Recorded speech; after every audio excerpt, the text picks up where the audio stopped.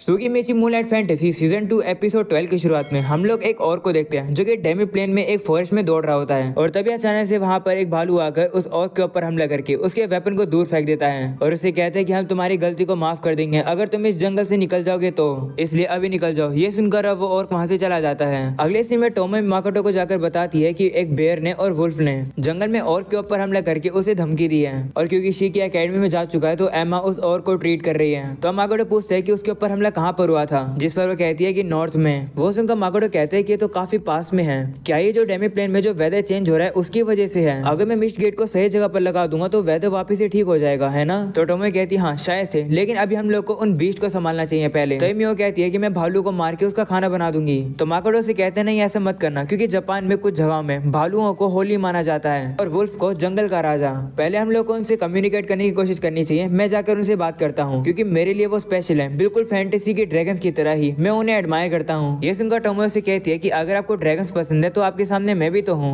उसे देखकर माकोटो थोड़ा सा ऑकवर्ड फील करने लगता है और अब अपना मुंह ही मोड़ लेता है। तो अब मियो परेशान हो जाती है और माकोटो से कहती है कि क्या आपको स्पाइडर्स भी पसंद नहीं है? तो माकोटो कहते हैं नहीं, स्पाइडर्स भी स्पेशल होते हैं, वो कीड़े मकोड़ों को मारते हैं। ये सुनकर मियो थोड़ी सी दुखी हो जाती है और अब अगले सीन में माकोटो फॉरेस्ट में आता है और उसे पेड़ पर भालू के पंजों के निशान दिखते हैं। तभी माकोटो के सामने भालू आ जाता है और वो उसके ऊपर धाड़ने लगता है। तो माकोटो अपनी मोबिलिटी को इम्प्रूव कर लेता है और वो एकदम से भालू के पीछे आ जाता है और अब उसे गले लगाकर कहने लगता है कि ये भालू तो काफी ज्यादा सॉफ्ट है। माकोटो से गले लगा रहा होता है, ये देखकर वो भालू थोड़ा सा कंफ्यूज और गुस्से में हो जाता है और उसके ऊपर हमला कर देता है। लेकिन तभी माकोटो माना मैटर का यूज करता है और उसे थप्पड़ मार के नीचे बिठा देता है। तभी माकोटो को पता चलता है कि जो वुल्फ है वो भी आसपास ही है। तो अब वो उसे कहने लगता है कि मैं ना माकोटो है, मैं बस यहाँ पर बात करने आया हूँ। वो वुल्फ अब माकोटो के ऊपर हमला करने लगता है तो माकोटो माना मैटर लगा लेता है, जिसकी वजह से उसे कुछ भी नहीं होता है। वो अब खुश होकर कहता है कि वुल्फ को ऐसा ही होना चाहिए। तभी काफी सारे वुल्फ माकोटो के सामने आ जाते हैं और कहने लगते हैं कि हमारे अटैक तो तुम्हारा कुछ भी नहीं बिगाड़ रहे हैं। वहीं माकोटो भी थोड़ा सा हैरान होता है कि यहाँ पर तो काफी सारे वुल्फ हैं। वहीं पर एक वुल्फ माकोटो से कहता है कि कल हम लोगों ने काफी पावरफुल माना सेंस किया था, वो तुम्हारा माना था ना? तो माकोटो कहते हैं हाँ। ये सुनकर वुल्फ उसे कहता है इसका मतलब तुम इस जगह के किंग हो, तो हम तुम्हें इग्नोर नहीं कर सकते हैं। वो माकोटो के ऊपर हमला करने वाला होता है, लेकिन तभी माकोटो उन्हें रोकता है और उनसे कहते हैं कि मैं तुम लोग के ऊपर रूल नहीं करना चाहता हूँ, मैं तो बस माफी मांगने आया हूँ क्योंकि हम लोग नेबर्स हैं। ये सुनकर वुल्फ शॉक हो जाता है। वहीं माकोटो से कहते हैं कि फ्यूचर में हम लोग बिना तुमसे पूछे यहाँ पर नहीं आएंगे, अगर तुम्हें कुछ जरूरत होगी तो हम लोग तुम्हारी मदद करेंगे। ये सुनकर वो वुल्फ से कहते हैं कि तुम तो काफी पावरफुल हो और फिर भी तुम ये टेरिटरी हमारे साथ शेयर कर रहे हो और हमें प्रोटेक्ट करोगे।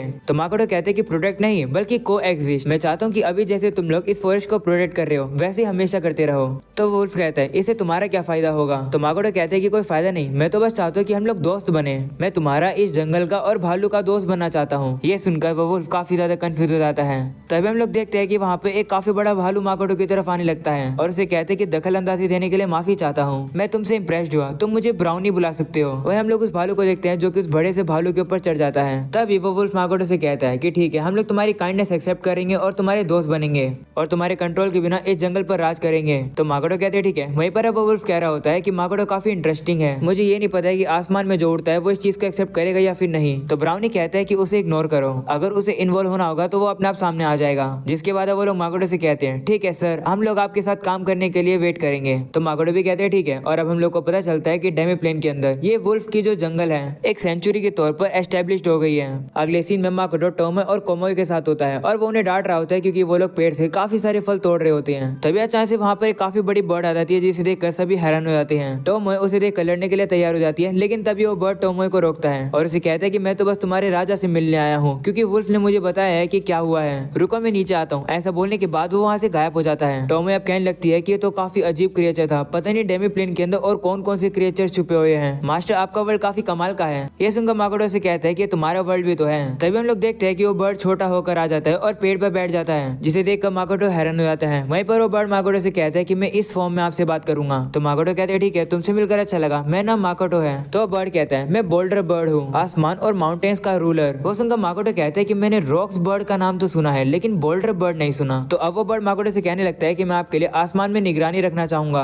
अगर आपके पास और कोई आइडिया है तो मुझे बता दो। जिस पर माकोटो कहते हैं नहीं, तुम वही चीज कर सकते हो जो कि तुम इतने समय से करते आ रहे हो, मुझे उससे कोई दिक्कत नहीं है। ये सुनकर बर्ड कहते हैं ठीक है। और अब वो माकोटो से कहते हैं कि मेरी एक रिक्वेस्ट है, आपने जो रॉक नाम बोला था ये नाम मुझे अच्छा लगा, तो क्या मैं अपना नाम वो रख सकता हूँ? तो माकोटो कहते हैं ठीक है। ये सुनकर बर्ड कहते हैं ठीक है, अब से मेरा नाम रॉक बर्ड है। ऐसा बोलने के बाद अब वो वहाँ से चला जाता है। वहीं माकोटो कहता है कि लगता है मेरे फॉलोअर्स बढ़ रहे हैं। तो टोमो से कहती है कि जिन लोगों ने आपके साथ कॉन्टेक्ट नहीं बनाया है उन्हें आपका फॉलोअर्स नहीं कहा जा सकता है। वो सुनकर माकोटो से कहते हैं कि तुम जेलस हो रही हो ना, ना, लेकिन तुम सही कह रही हो, मेरे फॉलोअर्स बस टोमोए, मियो और शिकी ही हैं। ये सुनकर टोमोए शर्माने लगती है, जिसके बाद वो लोग वापस जाते हैं। अगले सीन में हम लोग एबिलिया को देखते हैं जो कि जिन से मिलने के लिए जाती है। वहीं जिनो से कहता है कि ये काफी ज्यादा रेयर बात है कि तुमने किसी को तुम्हारे साथ ड्रिंक करने के लिए बुलाया है। जिसके बाद वो लोग ड्रिंक करने के लिए आते हैं, जहाँ पर जिन उसे बताता है कि वो शिकी के साथ था। ये सुनकर एबिलिया थोड़ा जेलस फील करती है और वो कहती है कि वैसे शिकी की टाइप क्या है। तो अब जिन कहता है कि तुम पहले ये पूछ रही हो। दरअसल वो एक ऐसा पर्सन है जो कि हर तरीके की ड्रिंक्स ऑर्डर करता है। तो एबिलिया कहती है कि मैं ये नहीं पूछ रही हूँ, मैं ये पूछ रही हूँ कि शिकी को कैसी लड़कियां पसंद है। तो जिन कहते समझ गया, वैसे सोचा जाए तो हम लोगों ने कभी भी ऐसी बात नहीं करी है। तो एबिलिया कहती हाँ, ग्रेड्स की वजह से हम लोग दोस्त से ज्यादा राइवल्स हैं। तभी जिन अब उसे बताता है कि समर ब्रेक खत्म होने से पहले मैं एक चीज करना चाहता हूँ, और वो है कि उस डेमी ड्रैगन को हराना। वो सुनकर एबिलिया कहती है कि हम लोग उस डेमी ड्रैगन के खिलाफ उस बैटल को जीत सकते थे। मैं पक्के से कह सकती हूँ कि बाकी लोग भी फ्रस्ट्रेटेड होंगे। जिसके बाद वो लोग कहते हैं कि हम लोगों ने डिसाइड कर लिया है कि हमारी लास्ट समर एक्टिविटी क्या होगी। एबिलिया उसे कहने लगती है कि वैसे तुम इस एकेडमी के अंदर क्यों आए, क्या तुम्हें स्काउट किया गया था। तो जिन कहते हैं हाँ तुम्हें भी है ना। तो एबिलिया कहती है हाँ, माकोटो से मिलने से पहले मैं बिल्कुल खोई हुई थी। तो जिन कहता है मैं भी। वैसे क्या तुम घर वापस नहीं जा रही हो। तो एबिलिया कहती है कि मेरा घर है ही नहीं, सिर्फ मैं और मेरी मॉम ही थी, और मेरी मॉम एपिडेमिक में मारी गई। तुम भी घर नहीं जा रहे हो, क्या तुम्हारे पास कोई रीजन है। तो अब जिन कहते हैं हाँ, जिस विलेज में मेरा जन्म हुआ था उसमें एक पर्सन था जो कि मुझसे कई गुना ज्यादा ताकतवर था। उसका नाम मिरांडा था और वो एक अनाथ थी जिसे फोर्स किया जाता था मॉन्स्टर से लड़ने के लिए और बाकी मुश्किल जॉब करने के लिए, और वो हमेशा लड़ती रहती थी जैसे कि उसका वो कोई काम हो। और सच बताऊं तो मिरांडा मेरी पहली प्यार थी। इवेंचुअली मैंने उसकी मदद करनी शुरू कर दी, लेकिन एक दिन विलेज ने हमें ऑर्डर दिया एक फॉरबिडन फॉरेस्ट को इन्वेस्टिगेट करने के लिए। हम लोग को अब पास्ट का सीन दिखाया जाता है जहाँ पर जिन मिरांडा से बात करने की कोशिश कर रहा होता है, पर वो उसकी बात का कोई जवाब ही नहीं दे रही होती है। जिसे देखकर जिन कहते हैं कि तुम तो ज्यादा सोशेबल नहीं हो लगता है। अगले सीन में वो लोग एक लैब जैसी जगह पर पहुंचते हैं जहाँ पर मिरांडा को सामने कुछ पेपर्स पड़े हुए दिखते हैं जिसे वो देख रही होती है। लेकिन तभी सामने का गेट टूट जाता है और अब वहाँ पर एक काफी खतरनाक सा मॉन्स्टर आ जाता है और अब उन लोग के ऊपर हमला करता है, जिसकी वजह से जिन अब बाहर काफी दूर आकर गिरता है। लेकिन अब मिरांडा को दिखाया जाता है जो कि बिना डरे और काफी तेजी से जाकर उस मॉन्स्टर के ऊपर हमले कर रही होती है और वो उसे काफी खतरनाक तरीके से खत्म कर देती है। जिसे देखकर जिन हैरान होता है और कहता है मिरांडा तुम तो एक मॉन्स्टर हो। वो सुनकर मिरांडा डर जाती है और अब अपनी तलवार को वहीं पर छोड़कर वहां से भाग जाती है। सीना पेशेंट आता है जहाँ पर जिन बताता है कि लास्ट बार था जब मैंने मिरांडा को देखा। मैं अपने विलेज को और मेरी कमजोरी को कभी माफ नहीं कर पाया, तो मैंने अपनी स्किल्स को बढ़ाया जिससे कि मैं इस एकेडमी के अंदर आ पाया। मैं मिरांडा को ढूंढकर उससे माफी मांगना चाहता हूँ। उसके लिए मुझे मिरांडा जितना ताकतवर होना होगा और उसे सॉरी बोलनी होगी। ये सुनकर एबिलिया कहती है ओ तो सबसे पहला ऑब्स्टिकल तुम्हारा डेमी ड्रैगन है जिसे तुम्हें हराना होगा। तो जिन कहते हैं हाँ। अगले सीन में हम लोग एरिस को देखते हैं जो कि माकोटो को बताती है कि जिन और उसके बाकी क्लासमेट्स डेमी ड्रैगन से फिर से लड़ना चाहते हैं। तो माकोटो कहते हैं उन लोगों ने मुझे तो नहीं बताया, क्या उन्हें लगा था कि अगर वो मुझे बताएंगे तो मैं गुस्सा हो जाऊंगा। तो एरिस कहती है कि ऐसी उम्र में ऐसा ही होता है, बच्चे अपने आप को ताकतवर बनाना चाहते हैं। तो माकोटो कहते हैं लेकिन रेम्ब्रेंट सिस्टर तो घर वापस जा चुकी है ना। तो शिकी कहते हैं कि लाइम ने उसके बारे में रिपोर्ट दी थी। वो रेम्ब्रेंट सिस्टर पर नजर रख रहा था सीके में, और लाइम ने उन लोगों को एक जगह भी दी जहाँ पर वो लोग ट्रेनिंग कर सकते हैं। और अब रेम्ब्रेंट सिस्टर रोजगार में वापस आ चुकी हैं और बाकी स्टूडेंट के साथ मिलकर एक प्लान बना रहे हैं। और मुझे नहीं लगता कि इस बार वो लोग डेमी ड्रैगन से हारेंगे।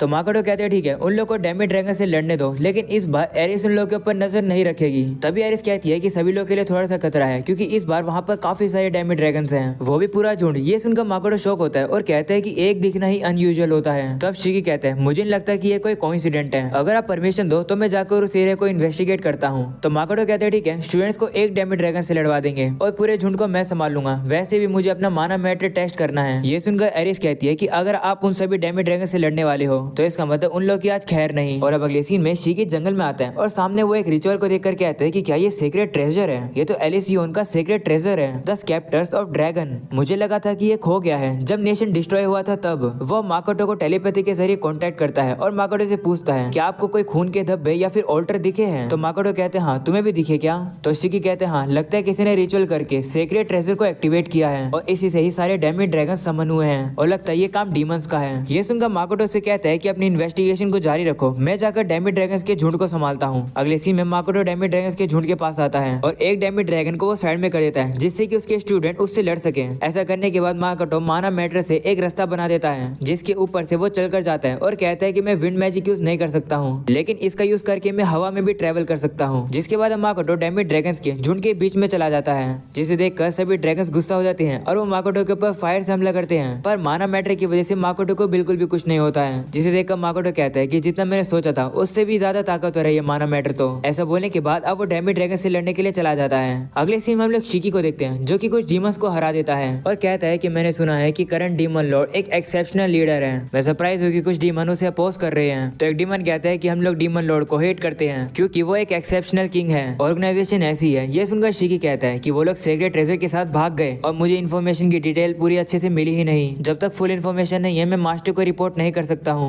अगले सीन में लोग माकोटो को देखते हैं जो कि सभी डैमेज ड्रैगन्स को हरा देता है। माकोटो को माना मैटर यूज करने की अब आदत भी हो गई है। दूसरी तरफ हम लोग सभी स्टूडेंट्स को देखते हैं, उनके सामने अब एक डैमेज ड्रैगन आ जाता है जिसे देखकर सभी लोग प्लान बनाते हैं और वो उससे लड़ने के लिए चले जाते हैं। सभी लोग एक साथ मिलकर कोऑर्डिनेशन पर उसके ऊपर हमला करते हैं। वो डैमेज ड्रैगन अब गुस्सा हो जाता है और उन सभी लोग के ऊपर फायर से हमला करता है, लेकिन अब सभी लोग बैरियर लगाकर उसके अटैक से बच जाते हैं। वहीं मित्रा अपनी ताकत का यूज करके अपनी तलवार के अंदर उस डैमेज ड्रैगन की फायर को एब्जॉर्ब कर लेता है, जिसे देखकर डायना उसकी तारीफ करता है और कहता है कि मेरे पास भी एक ट्रिक है। और अब वो भी अपनी स्पेल का यूज करता है जिसकी वजह से उसकी मोबिलिटी, डिफेंस, अटैक सारी चीजें ही बूस्ट हो जाती है। और अब वो जाकर सीधा डैमेज ड्रैगन के ऊपर हमला करके उसे घायल करता है और अब बाकी सभी लोग भी मिलकर उसके ऊपर हमला करने लगते हैं। तभी शिफू सभी को पीछे हटने के लिए कहती है और कहती है कि मैं अपनी सबसे स्ट्रॉन्गेस्ट स्पेल यूज करने वाली हूँ। ये स्पिरिट और एलिमेंटल मैजिक का कॉम्बिनेशन है। ये सुनकर इज़ुमा अपनी पावर को यूज करके उस डैमेज ड्रैगन को एक ही जगह पर फंसा देता है और अब शिफू उस ड्रैगन के ऊपर उस स्पेल को मार देती है, जिससे कि अब वहाँ पर एक काफी बड़ा ब्लास्ट होता है और अब सभी देखते हैं कि डैमेज ड्रैगन हार चुका है। ये देखकर सभी लोग काफी ज्यादा खुश हो जाते हैं और सेलिब्रेट करने लगते हैं। वहीं जिन अपने मन में कह रहा होता है कि मुझे और ताकतवर होना होगा और मिरांडा को ढूंढना होगा। अगले सीन में हम लोग को वही लैब दिखाई जाती है जिसमें काफी सालों पहले जिन मिरांडा के साथ गया था। वहाँ पर सोफिया होती है। वो कहने लगती है हीरोज, डीमन, वॉर्स, इन सब के बाद भी दुनिया कंटिन्यूअसली चलती रहती है। वो सुनकर मित्सुरुगी कहते हैं हाँ, तुम्हारी करंट स्टेट में माकोटो भी तुम्हारे सामने कुछ भी नहीं है। वैसे हम लोग यहाँ पर क्या करें? तो सोफिया कहती है कि ज्यादा बड़ा कोई रीजन नहीं है। दरअसल मैंने काफी समय पहले यहाँ पर एक किमेरा को हराया था और इस किमेरा के हाथ इंसानों के थे। वो सुनकर मित्सुरुगी कहते हैं क्या किमेरा? किमेरा तो सबसे स्ट्रॉन्गेस्ट मॉन्स्टर है जो कि मेज की वर्कशॉप को डिफेंड किया करता था। तो सोफिया कहती है हाँ, ये वर्कशॉप लूटो की है। मुझे मेरा असली नाम भी यही पता चला था। ये वही जगह है जहाँ पर मेरी शुरुआत हुई है। लूटो ने मुझे बनाया है, वो मेरा पेरेंट है। तभी सोफिया को जिन की बात याद आती है और वो सोच रही होती है कि क्या जिन अभी भी। फिर वो कहती है चलो छोड़ो, मैं अब मिरांडा नहीं हूँ। वो अब उस लैब से बाहर आते हुए कहती है लूटो बस तुम वेट करो, मैं सारे ग्रेटर ड्रैगन को मार दूंगी और फिर मैं तुम्हें कंज्यूम कर लूंगी। और अब यही हो जाता है ये एपिसोड खत्म। चिंता मत करना, सीजन 2 अभी यहाँ नहीं खत्म हो रहा है। इसके टोटल 25 एपिसोड हैं जो कि आप लोग को इसी चैनल पर मिलेंगे। तो चैनल को सब्सक्राइब कर लो और वीडियो को लाइक कर दो और मुझे इंस्टाग्राम पर फॉलो कर लेना जिसका लिंक तुम लोग को डिस्क्रिप्शन एंड कमेंट में मिल जाएगा। सो आज के लिए इतना ही, मिलता है अगले एपिसोड में। तब तक के लिए पीस आउट।